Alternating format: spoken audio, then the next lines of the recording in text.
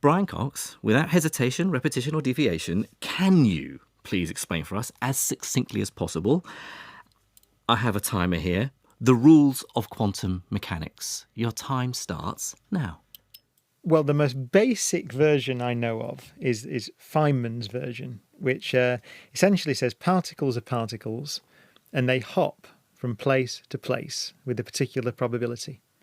And the probability that a particle that's at some place will be at some different place later is given by a very simple rule.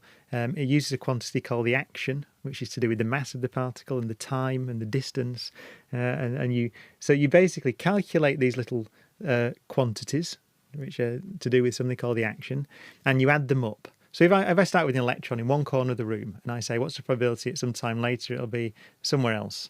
Then at every point in the room, you can assign a probability that it will be there at a later point with one simple rule, and that's it. Now, this is called the path integral formulation of quantum mechanics. That underlies everything else. You can get the rest from that. So it's a simple rule. It says, what's the probability a particle will move from A to B? That's it. I'll stop the timer then.